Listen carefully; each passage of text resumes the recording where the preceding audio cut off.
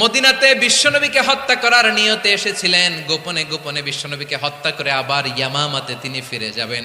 কিন্তু কি অবাক করা কাণ্ড, হত্যা করতে পারে নাই, সাহাবাদের হাতে তিনি ধরা পড়ে গেলেন। ধরে মসজিদে নববীর পিলারের মধ্যে বেঁধে রাখলেন। বিষ্ণু ইসলাম সাহাবাদেরকে বললেন তার খোঁজ খবর নিও। সাহাবারা বলেন ইয়া রাসূলুল্লাহ, আপনাকে হত্যা করতে এসেছে, তার তো কঠিন ক্যাপিটাল পানিশমেন্ট হওয়া দরকার, কঠিন শাস্তি হওয়া দরকার। বিষ্ণু বললেন না, আমি যেটা জানি তোমরা সেটা জানো না। তোমরা সুমামার সাথে ভালো আচরণ করো, তোমরা যে রুটি বানাও এর মধ্যে সবচেয়ে ভালো আটার রুটিটা তারে দিও, সবচেয়ে রিফাইন্ড খেজুর যেটা পিওর খেজুর এটা তারে দিও। আর বিশ্বনবী নিজের উট থেকে দুধ দহন করে ওনার বাড়ির এক কর্মচারীকে বলেছেন দুধ দহন করে সুমামার জন্য নিয়ে যেও।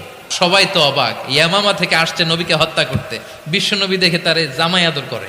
টানা 3 দিন যখন ইসলামের দ্য বিউটিজ অফ ইসলাম, ইসলামের সুমহান বাণী সৌন্দর্য উপস্থাপন শেষ, তাকে আপ্যায়ন শেষ, বিশ্বনবী বললেন সাহাবাদেরকে যাও এবার সুমামার হাতের পায়ের রশি দুটো খুলে দাও। সাহাবারা বিশ্বনবীর কথা মতো তার হাতে পায়ের রশিগুলো খুলে দিল।